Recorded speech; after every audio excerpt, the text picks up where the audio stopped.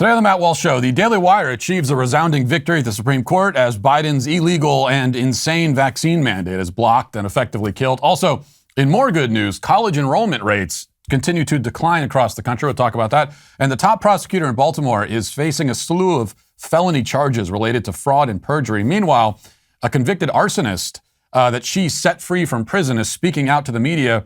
He's opposed to his own release, yet he was released anyway. Plus, a study claims to find anyway, that people are more attractive when they cover their faces with masks. And in our daily cancellation, the left is upset about my anti-universal voting rights stance. For a change of pace, get this, they've called me racist. I'll deal with that today and much more on the Matt Walsh Show.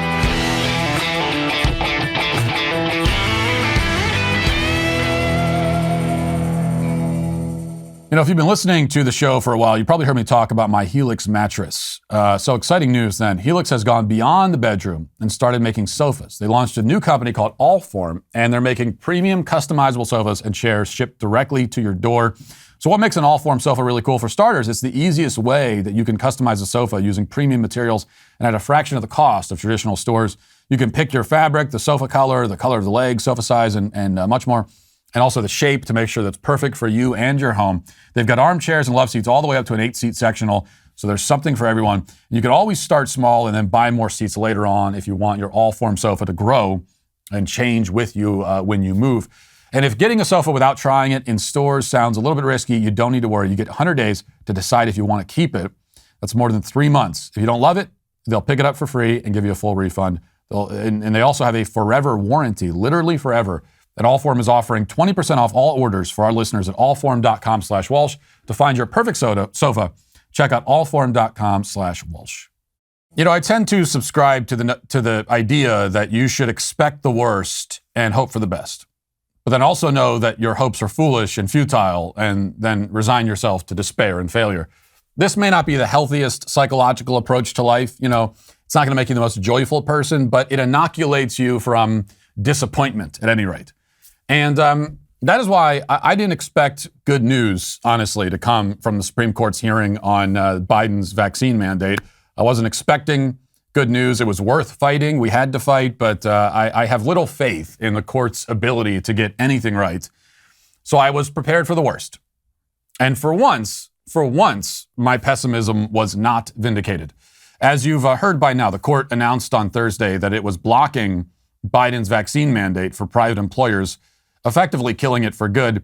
Even if the Sixth Circuit rules in favor of the mandate at some point in the coming months, which maybe they will, the Supreme Court has already made its opinion known on the subject, which means that this mandate simply has no path forward. It will never see the light of day. It might linger on in the court system for a while, but it won't make its way out into the workforce where you have to worry about it. Why did the court block the mandate? Well, you can read the opinions, which are actually worth reading, but it all amounts to what we already knew. The federal government has no constitutional authority to impose this kind of rule onto the American workforce. Biden cannot unilaterally declare that a certain medical decision must be a prerequisite for employment for every person in the country. He doesn't have that authority. The mandate was illegal. It was also deeply immoral, as it sought to violate the autonomy of the individual in a really profound way. You know, we hear a lot about bodily autonomy as it relates to issues that have nothing to do with bodily autonomy, like abortion. But here is one where the phrase is actually useful. The president trying to force a needle into your arm for any reason at all must be an infringement on your autonomy if you have any autonomy at all. If that word means anything, then it must apply here. And on top of being illegal and immoral, it's also illogical. This point was not featured as prominently in the Supreme Court arguments, but it's important, even decisive, I think. Since the shot does not prevent the spread of the virus anyway, any even potential argument justifying the mandate melts away into oblivion. If the mandate could be justified at all, which it couldn't, but if it could, that justification would have to rest on the vaccine's ability to stop the spread. That's the only way you could say that there's any real public health interest going on here. But it has no such ability, not a significant enough degree anyway. And so the one potential defense of the mandate is rendered moot. So it has no legs to stand on. And now it can't stand at all because it's been shot down. Now, I do believe it's necessary to spike the football when you achieve a victory. For one thing, because it's just so damn satisfying to do. But two, because it's important to acknowledge the wins when they come. And this is a big one. The Daily Wire was first in line to challenge the mandate in court, soon followed by many other employers and organizations. Not enough. I mean, there were most employers were willing to just go along with it and not fight at all. But, we've been chanting "do not comply" for months. And it's more than a slogan for a t-shirt. It's a battle cry, and now a victory cry, and a banner that we're going to continue to march under into the future.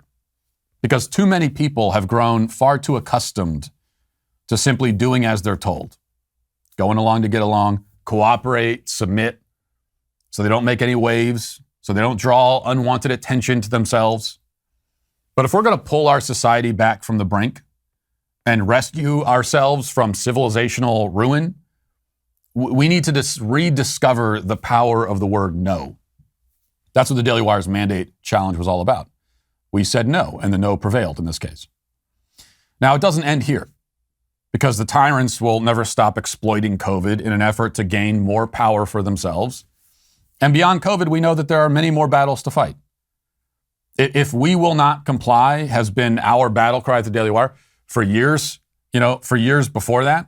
The battle cry, or rather the cry of surrender among the losers and submissives and bootlickers of our culture has been, this isn't the hill to die on. They're constantly accusing those of us who are in the fight, the men in the arena, as Teddy Roosevelt said, of dying on a hill. Do you really want to die on this hill? They sputter helplessly. And as each successive hill is reached, they always find reasons why it's not important enough to fight over, surrendering one hill after another until there are none left to defend. So to answer that question, yeah, we will die on this hill, and the next one, and the one after that, if that's what it takes, because we've given up far too much ground culturally, and we aren't willing to be a part of the retreat. So we're standing our ground. And the great thing we've discovered about being willing to die on the hill is that sometimes you win, you don't die, and you get to pop champagne and celebrate your victory. Other times you lose, but you go down swinging, and you cause as much damage to your opponent as you can on your way down, setting the stage for the next fight. That's my attitude. That's why I'm here at the Daily Wire, because it's an attitude shared by the whole company. We won this fight. Can't promise that we'll always win. There are going to be losses too. We can promise that we'll always fight. And that means something. I mean, these days, I think it means everything, really. Now let's get to our 5 headlines.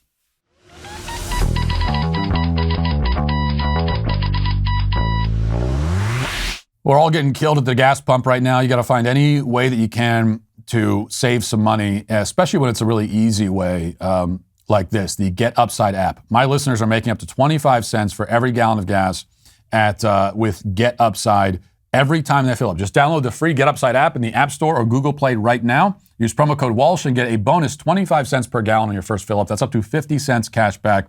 Don't pay full price at the pump anymore. Get cash back using Get Upside. All you have to do, it's very easy. Download the app for free and use promo code Walsh to get up to 50 cents a gallon cash back on your first tank. Some people who drive a lot are making as much as $200 to $300 a month in cash back, and there's no catch. The cash back gets added to your account. You can cash out anytime to your bank account, PayPal. You can you get a gift card for Amazon and other brands as well. Just download the free Get Upside app and use promo code Walsh to get up to 50 cents a gallon cash back on your first tank. Again, that's Get Upside, code Walsh. It's free with the Get Upside app. Of all the cliches, the cliche that opposites attract is probably the truest in my experience, and couldn't be more true of me and my wife, certainly. So just an example, yesterday I was I went to Fox News, I did a Fox News hit, Fox Primetime, and I told my wife to meet me at the studio, not here, but the studio where we do the Fox News hits in town, because we're going to go out to dinner afterwards. And so she comes to the studio, and she's in the little waiting room area, and I go in to do the hit, and I'm on camera for maybe 5 minutes or less, 4 minutes maybe, and I come out, and my wife has made friends with the makeup artist, and she's sitting in the makeup chair at the studio getting her hair and makeup done for no reason, just for fun. She's not going on air. And then we leave, and she's telling me all about the makeup artist who I see all the time there, But she's learned more about this woman in 5 minutes than I have in 5 months. And she somehow established this deep connection and friendship in the span of time that it took me to film a Fox News segment. I mean, I could be around someone for 10 years and not learn anything about them. Like, I might not even know their names. And she'll make a new best friend in 95 seconds. It really is amazing. I swear, sometimes like she'll be texting someone, and I'll say, "Oh, who's that?" And she'll say, "Oh, it's Sarah." You remember Sarah? I was like, well, "No, Sarah, who are you talking about?" She said, "Oh, she's the woman that I met at the gas pump last Tuesday. She was pumping gas across from me, and now we're best friends." I don't get it. I don't understand how it's possible. But as I said, I could not be further on the other end of that spectrum. All right, let's got a couple clips here to play for you. First, the White House reacting to their defeat. Jen Psaki saying, she was given a chance to respond, and I guess we'll listen. I mean, does she offer any kind of explanation as to why the decision was wrong? Does she have any kind of constitutional explanation? Let's find out. The Supreme Court's decision on the OSHA mandate essentially means that in this pandemic, it is up to individual employers to determine whether their workplaces will be safe for employees and whether their businesses will be safe for consumers. So President Biden, you'll see this in his statement, will be calling on and will continue to call on businesses to immediately join those who have already stepped up, including 1/3 of Fortune 100 companies, to institute vaccination requirements to protect their workers, customers, and communities. We have to keep working together in order to get this done to save more lives. I would note that there are a couple of good signs in terms of without this, even in spite of the ruling, that we would point to. One is that 57%, according to a Navigator poll, of Americans support vaccine requirements. Okay, so she's got nothing. There's no constitutional argument here. She has no explanation as to why the decision was actually wrong. Instead, she says, well, we're relying on employers to just do it anyway. And the thing is, lots of them will. But we have to remember that they have no justification to do it, no reason to do it. They don't have to do it. If your employer still requires vaccines for you, it's not something they have to do. They're choosing to do it. And that's one of the reasons we talk about the fight continuing. The fight continues. Employers that still require the vaccine as a condition of employment, which again, plenty still will, you may not have the same kind of constitutional issue because this is not an official government mandate anymore because that's been shot down. But it's still, I believe, a human rights issue. And so those are people who are subjected to these mandates, even on the employer level, who need to be defended.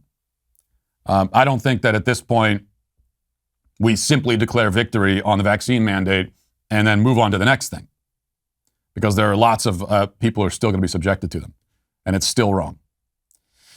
Biden, here he is yesterday calling for, this is before the decision on the mandate came down, and here he is calling for censorship of his political opponents.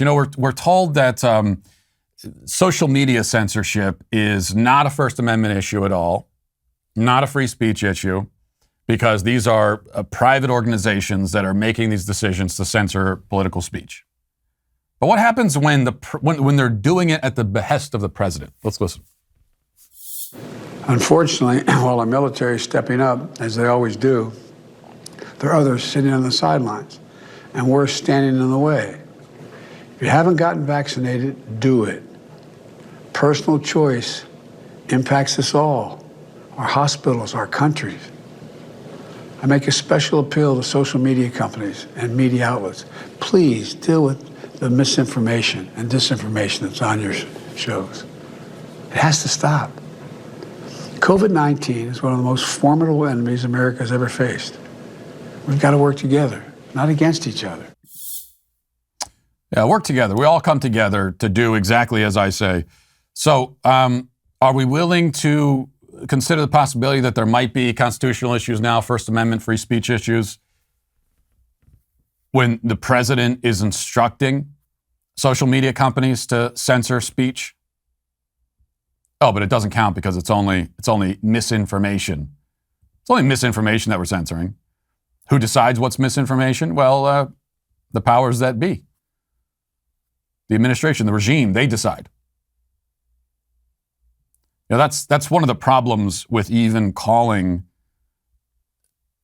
these big tech companies private companies. Maybe in name only. But their relationship to political power certainly blurs those lines. And the way that they act as tools of political power, or rather one side of that power structure anyway, the way they act as tools, as vessels of political power certainly continues, again, to blur those lines. Now I think you have a real, if you end up getting banned from social media, allegedly because of misinformation that has been declared misinformation now, but maybe a week from now, because Fauci says it or the CDC says it, now it's not misinformation anymore. Doesn't mean you're getting your platform back. You're still gone. But if it happens after Biden calls for it, instructs that it must happen, I think there are real constitutional issues there. Continuing, Biden also, we hear again his claim that wearing a mask is it's what makes you a good American. If you want to prove you're a good American, prove that you love your country, do your patriotic duty, well then cover your face in public, you disgusting, ugly freaks. That's Biden's message. Let's listen. In public places, you should wear the mask. And there are a lot, there are lots of different kinds of masks out there. And the Center for Disease Control and Prevention, the CDC, says that wearing a well-fitting mask of any of them is certainly better than not wearing a mask if it's well-fitting, over your nose. But it's about one third of Americans report they don't wear a mask at all. As I've said in the last 2 years, please wear a mask. If you're in I think it's part of your patriotic duty. It's not that comfortable. It's a pain in the neck. But I've taken every action I can as president to require people to wear masks in federal buildings and on airplanes and trains because they cross state lines. I've made sure that our doctors and nurses and first responders have the masks they need. No matter how many times I hear that, it will never stop being extremely creepy to hear the president say that your patriotic duty is to cover your face in public. That's how you prove you're a good American. That's how you do patriotic duty, is to cover your face. And as always, because we know again how the claim of misinformation goes, he's not engaging at all with the actual data and the facts. I mean, we've heard from representatives of the airline industry saying that the mask mandates, that masking on planes is not necessary. It's just a charade. Because in terms of, as far as viruses go, or really almost any physical threat, the safest place you could be is 35,000 feet in the air in a giant metal tube. It doesn't always feel the safest, especially for me as someone who experiences a lot of anxiety flying, but it is. And you're breathing heavily filtered air. That is, and you've got air piped in from outside the plane, which is as clean as it could possibly be. But that still counts as misinformation, I guess. Until an approved authority figure says it, that's misinformation. All right, let's move to this from the Daily Wire. It says colleges, and this is more. So this is actually we're doing some good news on the Matt Walsh Show for a change, and we started with good news. Here's some more good news. Colleges are experiencing an intense drop in the number of students enrolling in classes to receive undergraduate degrees, showing a trend that might not taper off with the end of the pandemic. God willing. New data released on Thursday by the National Student Clearinghouse showed that U.S. colleges and universities experienced a decline of almost 500,000 undergraduate students in the fall of 2021, keeping up with a drop that started the fall prior. The National Student Clearinghouse data showed that, quote, continued enrollment losses in the pandemic represent a total 2-year decline of 5%, or nearly 938,000, nearly a million students since the fall of 2019. It added that undergraduate enrollment fell by 3.1%, or 465,000 students over the last year, while graduate enrollment is down less than 0.5%. There was also a difference in the topics that students are signing up to study. It says the report noted enrollment in each of the 5 largest undergraduate majors at four-year colleges fell steeply this year. Liberal arts declined the most, while computer sciences and psychology also grew by 1.3 and 2.5% respectively. So we can pin a lot of this probably on COVID, but whether or not the trend is going to reverse as we get out of COVID, if we're ever allowed to be out of COVID in any kind of official capacity, that's an open question. And I'm hoping that what happens is that just like with the public school system,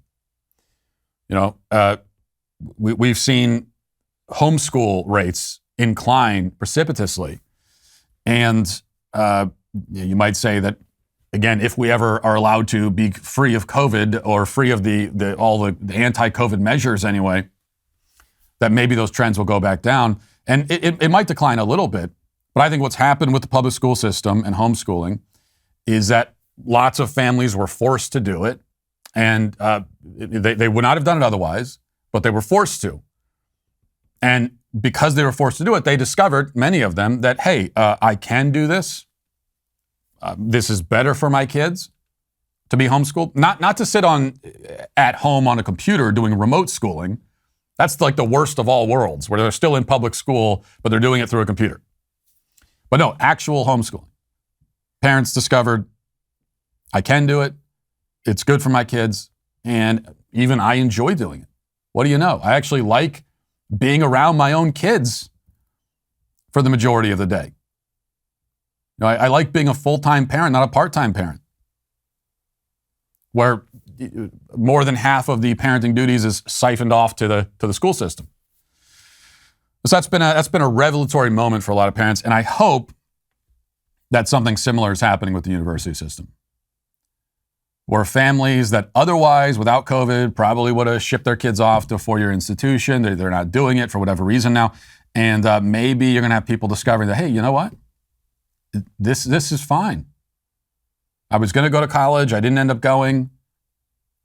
I got a job. I don't have all this debt, and I'm doing well. Now, the scare tactics that kids are taught in the school system, and I know because I went through this myself, even though I didn't end up going to a four-year institution, but I remember the scare tactics very well. And they make it really clear to you that if you don't go to college, your life's going to be a failure. You're going to end up on the street. You're going to end up having a miserable life. Whereas if you go to college, then success and happiness await you. A utopian future awaits if you just go to college. I can remember those tactics very well, and that's what all these kids are going through. It's only gotten worse as time goes on. But maybe some of these kids have realized that that's not exactly true. This will be one of the best things for this country, I'm telling you. One of the best things for our country and the best things for our culture would be this trend here, 5% decline in enrollment, if that keeps going down. What I would love to see, my utopian future, or as close to utopia as you're going to get, which is still pretty far away, is like, how about a 90% decline in college enrollment? That's what it should be. You take all the kids that are enrolled in college right now, maybe 10% of them, should actually be there because they want to be doctors, lawyers, engineers, architects. They want to be literal rocket scientists or whatever. Clearly, you need more formal schooling to go into those lines of work. But the vast majority of jobs that you're going to take on do not actually require a four-year institution in order to do them. Because the vast majority of jobs, almost everything you learn, you're going to learn on the job, and most of it's going to be like in your first week. So you could go to school for 4 years and then go get a job somewhere, and you're going to learn more in the first week relevant to that job than you learned in 4 years, by far. The problem is that although the vast majority of jobs don't actually require a four-year institution, don't actually require a college education, there's an artificial requirement that these employers have put in place for a lot of reasons. One of them is just pure laziness. That they're trying to streamline the recruitment process as much as possible, and it makes it a lot easier if they can just throw out half of the applicants because they don't have a little piece of paper. Never mind the fact that many of those applicants, you might be throwing out the best applicants. That's what it's really about for the employers, just whittling down the pool. And even if you're doing it in a way that's unfair and doesn't make any sense, you're just whittling it down, making it a lot easier.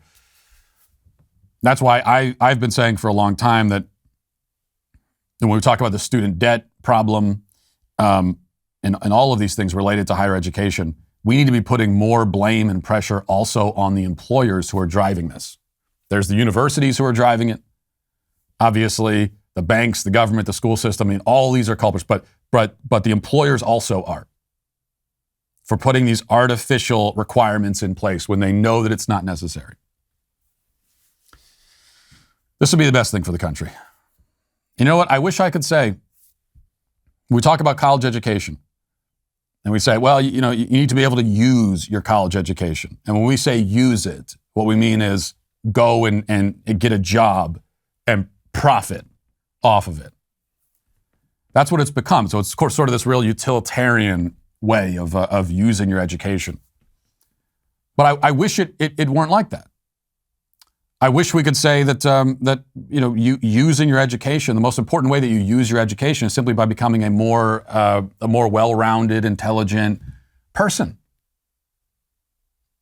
In an ideal scenario, it should be worthwhile to go and get an education for its own sake, even if you never, quote unquote, use it at a job.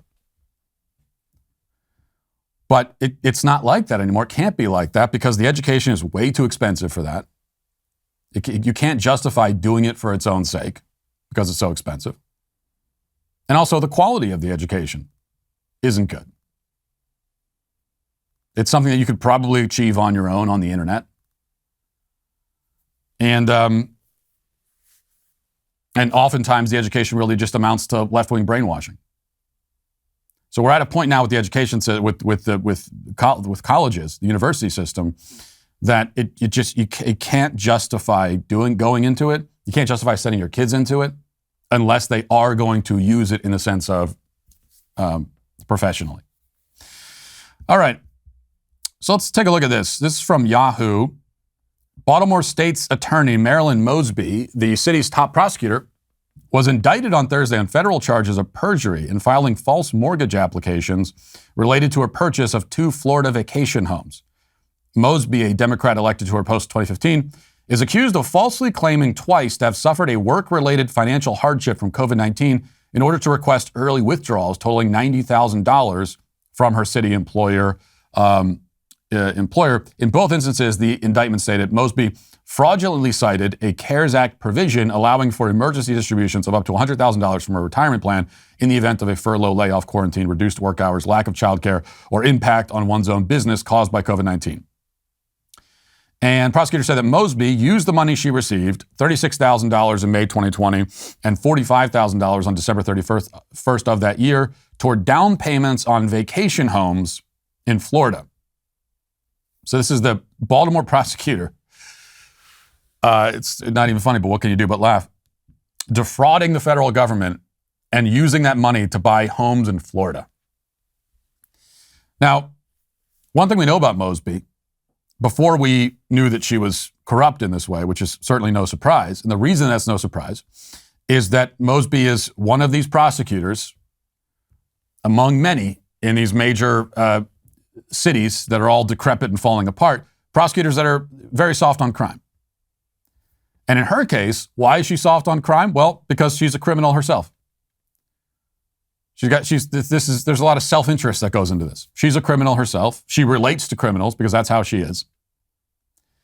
And that probably explains why she isn't very enthusiastic about putting criminals in prison. You know, part of it is self-interest. Part of it is that she really does relate to these people. And it's just kind of a general moral debasement and derangement That's why when we talked about this last week, I said we got to be very careful when we talk about these prosecutors who are soft on crime. And the way that you hear some people on the right criticize them, they're still criticizing them by using the stereotype of the bleeding heart liberal who's overly sensitive and, in fact, if anything, has an overabundance of compassion. And that's the problem. That's not it at all. There is no compassion. These are morally debased and deranged people who, when they look at crime, they don't feel the visceral outrage that they should feel on behalf of the victims of crime. They just don't care. So a perfect example from Mosby. The Fox affiliate in Baltimore had a pretty incredible story a few days ago. This was before the news about her getting arrested herself. A few days ago, this story about a convicted arsonist who attempted to burn down his girlfriend's house with her inside. It admits that he wanted to kill her and yet was released from jail after a few months when his 18 counts was reduced down to 1. Fox spoke to the arsonist himself, and even he says that he should still be in prison. Listen. I was just charged with 18 different counts. That was dropped to 10, and then it was dropped to 1 when I shouldn't be out right now. Do you think that you deserve to be out of jail? Personally, yes. But on a principle note, no. I disrupted somebody's life. I traumatized somebody. For real. I was expecting to get time. Trent, not the only one surprised by the deal he was given. I didn't really know what to feel. Alexis says the attorney in her case from Mosby's office alerted her to the news the night before. It doesn't seem that the goals of justice have been served here. It just seems like it's part of some political game. Court records showed Trent came back to the scene when police arrived. I wanted to see what I did, what I had done. Do you consider yourself dangerous now that you're out walking free after facing 3 attempted homicide charges?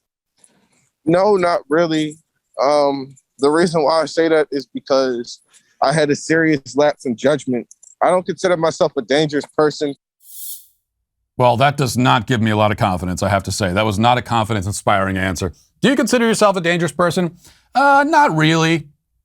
I just had a lapse in judgment that resulted in me trying to burn my girlfriend alive. This was attempted murder with fire, and he admits to it and didn't go to prison. This is how deep the derangement goes in these cities. This is how deep it goes. A man who attempted to burn a woman alive. Mosby says, we'll give him another chance. And why is that? Again, there's a lot that goes into it. Part of it, as we talked about last week, at the deepest level, this is an attempt to overturn the moral order, to dismantle civilization. Really, is what it's about. This is anarchy, lawlessness, very intentional, and there's a reason behind it. But also, what drives it is that, again, these people, they don't, for those of us who are normal and have any kind of functioning moral compass, we hear about a story like this, a guy that tried to burn out his girlfriend's house when she's still in the house, tried to burn her alive. And we feel a number of things immediately. We feel outrage at this guy, and we want him punished for what he's done. And we feel deep sympathy for the woman who suffered through this very traumatizing event. And we also know that she's in danger as long as this guy's allowed to walk around on the street. So we have outrage at the criminal, and we want the crime punished. And that's not about hatred. That's a yearning for justice.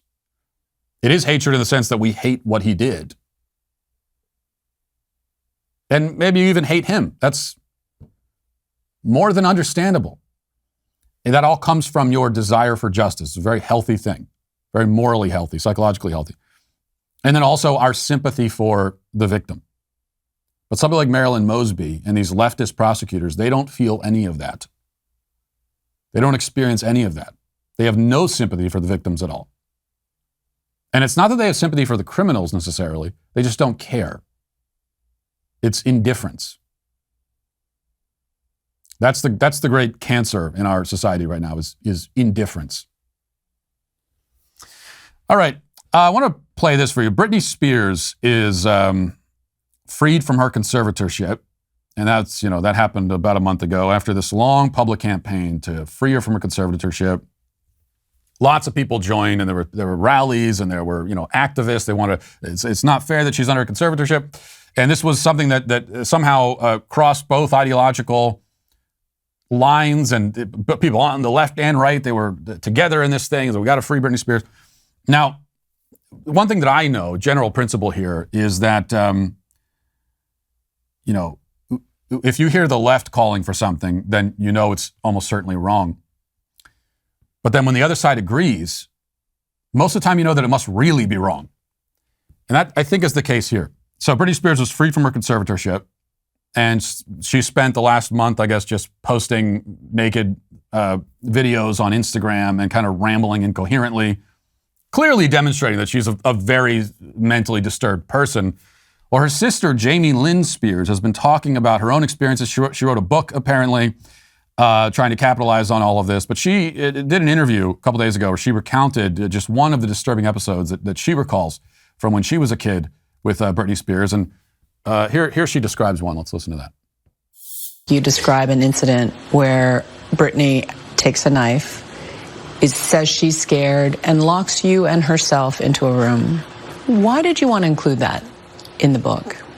Because, first off, I think that experiencing my own panic attacks and how sometimes we can feel in those moments is important, but also it's important to remember that I was a kid in that moment. I was scared. That was an experience I had. That's just one story, locked in a room with this raving lunatic with a knife. I mean, who knows? She was apparently just paranoid and psychotic and hallucinating. And this was my point all along with the Britney Spears conservatorship. And I said this so people were upset at me because, like I said, on the right, this became a cause as well, a banner that they were marching under. We got to free Britney Spears from her conservatorship. And my point all along was, what are you people basing this on?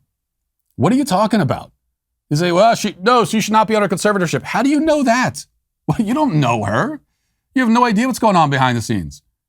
Like there are a lot of famous pop stars and celebrities out there, and most of them are not under conservatorships. It's not like this is some sort of far-reaching conspiracy where, of course, this was framed in like a patriarchal way, and it's because she's a woman. And well, there's a lot of female pop stars out there that are not under conservatorships. This one is. And maybe it's wrong, maybe it's unjust, but the most probably logical assumption is that there's a reason why she's been singled out.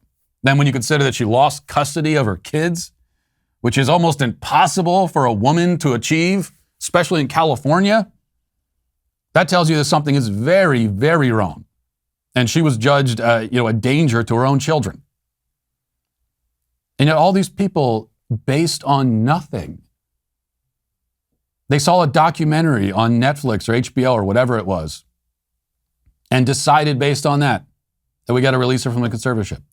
For all you people know, she is a clear and present danger to herself and others. For all you know. And you saw a documentary, you saw a 90-minute propaganda film and just decided you didn't need to know anything about her psychological profile. You didn't know anything about what's going on behind the scenes in her own life. You have no idea, but let's free her. And now she's free. And you know what? My prediction, and I hope I'm wrong about this, but like something, she's going to hurt herself or someone else or both. Okay. I will be surprised if Britney Spears is still with us in 5 years. So congratulations on your victory there. There's one victory that we should not be spiking the football over. Okay, finally, here are some fascinating findings from the Coalition of Ugly People. The Daily Wire, or rather the Daily Mail reports, people wearing face masks are deemed to be more attractive than when they have nothing covering their faces, according to a new study. Face masks have become a common sight around Britain in response to the global COVID pandemic. And Cardiff University researchers claim that the masks make both men and women more appealing on the eye. And they talk about how they conducted this study. They said the study, which began in February 2021, asked 43 women to rate images of men based on attractiveness. The pictures were shown with two different kinds of face masks, with a book partially covering the faces and with nothing covering the faces at all. Both a blue medical mask and a plain cloth mask were used in the study, and participants said that those faces were wearing surgical masks were the most attractive. Okay, so doesn't this... I only saw the headline before I decided to put this in 5 headlines. This is the first time I've read about the actual study. And so they had a selection of men, and then I assume they did this the other way too, with women. So they had a selection of people, and then they had pictures of them without masks and pictures of them with masks. And then they surveyed some other people and said, are they more attractive with the mask or without it? Doesn't that just tell you that the people in the pictures were really ugly? Isn't that all that tells us? Because that's the one community, I would say, that has benefited from the face mask ordinances. I think it's been horrible for everybody. It's been horrible for kids. The one community that's made out like bandits, literally, are ugly people. Especially if you are in that category where you are ugly, but you have nice eyes, then these last 2 years, these have been your years. And I'll give you that at least. Let's get to the comment section. Daily cancellations are the law and order of the day. We the sweet baby gang. Andrew Schnick says, Matt, if you're snoring, you should see your doctor and go to a sleep specialist for a sleep study. They'll be objective on whether you snore. If you snore, you could have sleep apnea. Please don't ignore this because snoring could be medically dangerous. I'll just die then, I guess. I mean, I don't want to, but there's just no, and you're not the first person to say this to me. My wife has also said this. You got to go for a sleep study. Like a sleep study where I go into some laboratory behind a glass window and sleep while I'm being watched. Is that how that works? Just no scenario where I will ever do that. So I'm just going to ride this thing out. That's it. That's my choice. Ann says, every day I listen to your podcast and every day I say out loud, Lord, help his poor wife. You might think you're going to get banned for that, Ann, but perfectly justified. In fact, I think the same thing myself every single day. Garrett says, Matt, I think you'd be very proud of me. A few nights ago, I went to the grocery store to grab some food. After exiting the store and putting the groceries in my car, I saw that the nearest cart return was pretty far. However, despite it being dark and sub 20 temperatures, I mustered up the courage and stamina to hop back in my car and drive away. Wait. Leaving my cart in the middle of the parking lot. You bastard. Do I have to even say it? Do I have to say it? I will. You're banned. Adam says, Alex Stein did that song and it was a joke. He's got a channel. The joke was they let him go on for over 4 minutes. Okay, we played the rap. The guy at some kind of town hall meeting rapping about the vaccine. And I have been informed in the comments that this is apparently like a conservative, and this is all a parody or satire. So it was a troll. And I myself got trolled also. The troll has become the trolled. So well done, Alex. Finally, Kyle says, only thing in life that is consistent is change. Change is inevitable. That being said, we won't be able to go back to a simpler time like before COVID. Matt, I'd like your opinion on how do we go forward from here? Where do we make positive changes that can make positive impacts? Where do we make positive changes that can make positive impacts? Kind of a broad phrasing there. Like, okay, let's just talk about long game. And we started the show talking about the victory and how we have to fight. And I get this question a lot: is where do we go from here? Can we achieve a kind of final cultural victory? And the answer to that is no, not in our lifetime. So we have to start thinking about it long term. And this is what I've been saying to people for years. We have to settle in and realize that we're in this fight, and we're not going to see the sort of final victory where we reclaim the culture and some semblance of real sanity in our society. I don't think we're going to see that because it took generations to get to this point.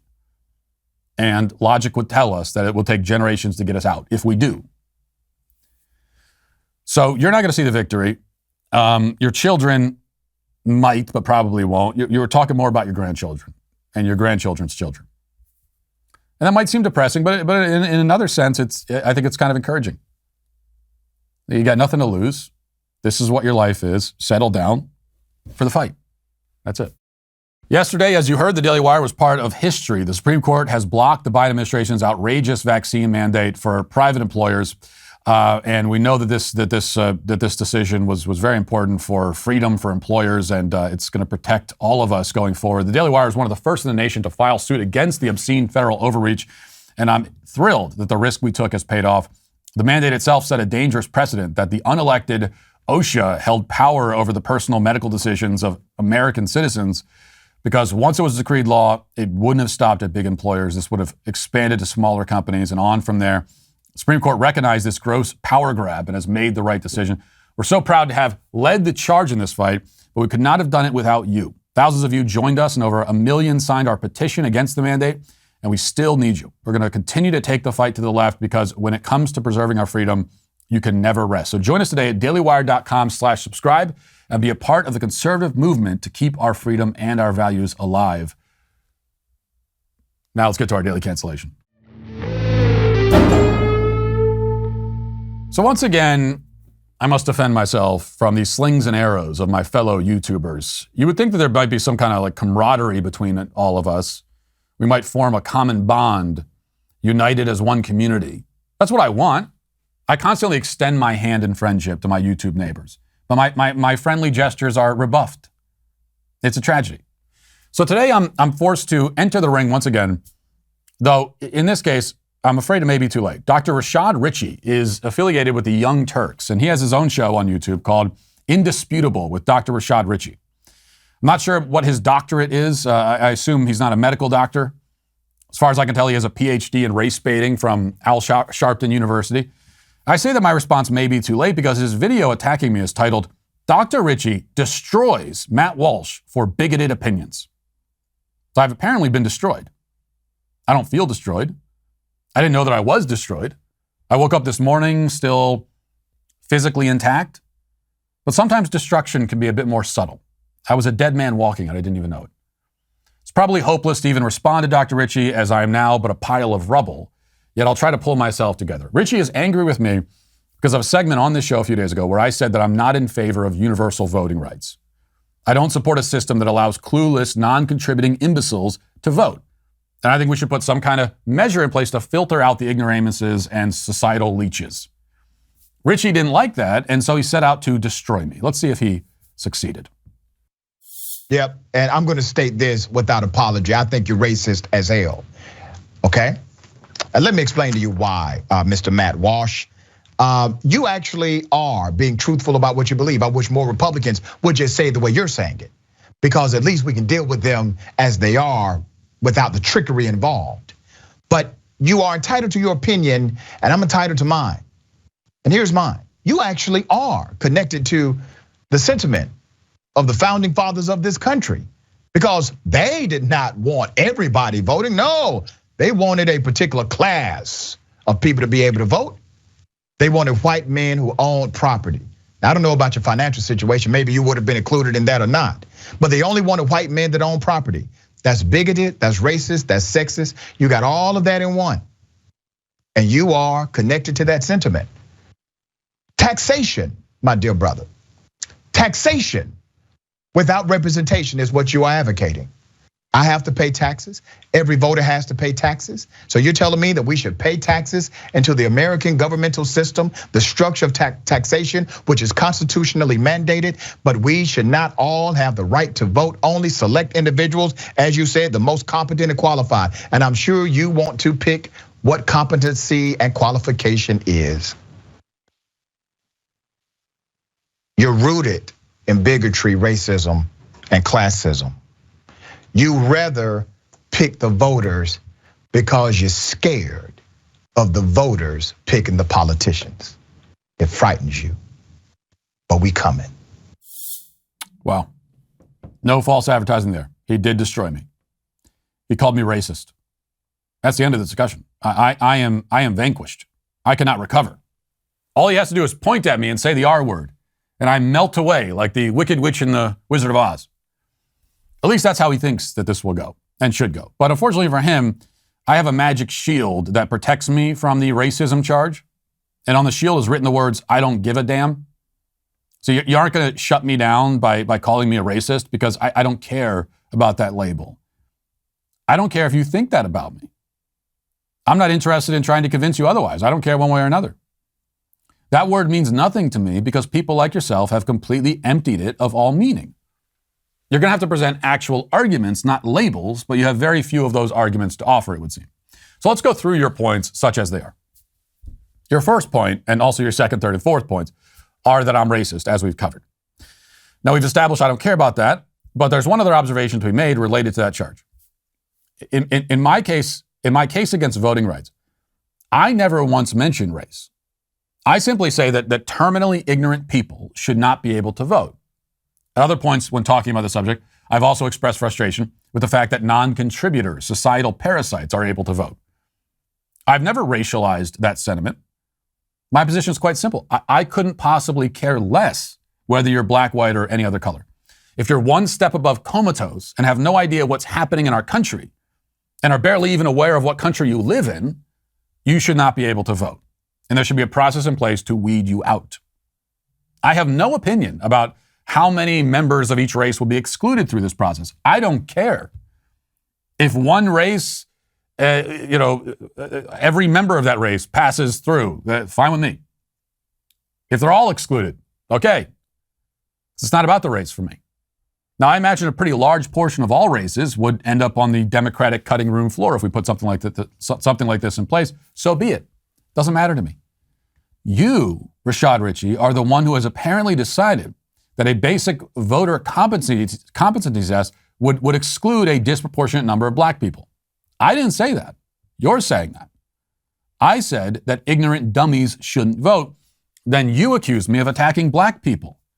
You've connected dots that I did not connect and do not connect. That's your issue. Stop projecting it onto me. You also claim that my plan would amount to taxation without representation because we're all taxpayers and thus we should all be able to vote, except that, in fact, we are not all taxpayers. We're certainly not all taxpayers to the same degree. In fact, half of the households in the U.S. pay no federal income tax at all. And I believe that number has actually gone up significantly over the last year or so. Now, if you're suggesting that only taxpayers should be given the right to vote, then you and I could actually reach a compromise. I'd like to see more qualifications put in place than that, but disenfranchising non-taxpayers would certainly be a good start. After all, the flip side of the taxation without representation coin is representation without taxation, which is also unjust if it's not equally applied. Right? If there's some people that are taxed, some people who aren't, both get to equally represent themselves in the voting booth. That's not fair because it allows people to have a say in a system that they have no financial stake in and are not contributing to. And what happens is that they can vote themselves money from the public treasury even as they're not putting anything into the pot themselves.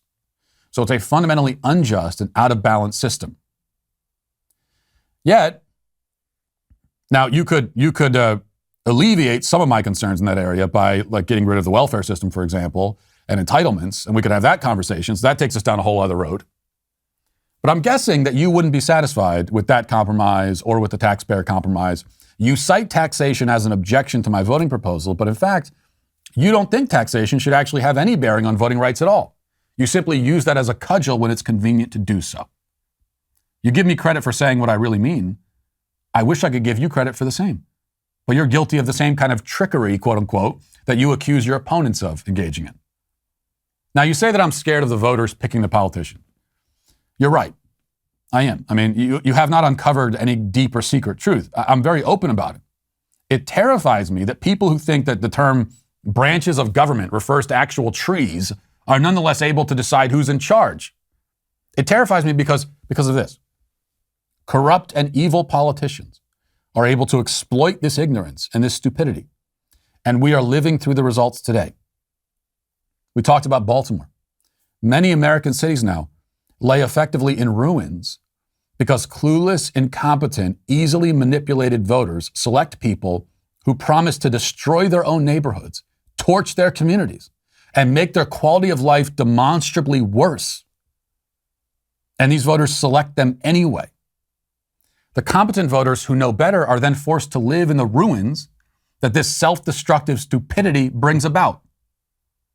Doesn't have to be that way. It's a problem that can be solved.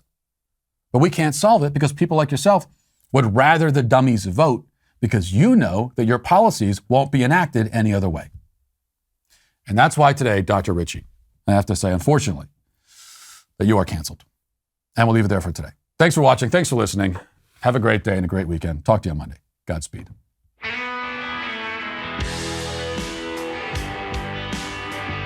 The Matt Walsh Show is produced by Sean Hampton, executive producer Jeremy Boring. Our supervising producer is Mathis Glover. Our technical director is Austin Stevens. Production manager Pavel Vodowski. The show is edited by Robbie Dantzler. Our audio is mixed by Mike Coromina. Hair and makeup is done by Cherokee Hart. And our production coordinator is McKenna Waters. The Matt Walsh Show is a Daily Wire production. Copyright Daily Wire 2022. Hey everybody, this is Andrew Klavan, host of The Andrew Klavan Show. You know, some people are depressed because the Republic is collapsing, the end of days is approaching, and the moon's turned to blood.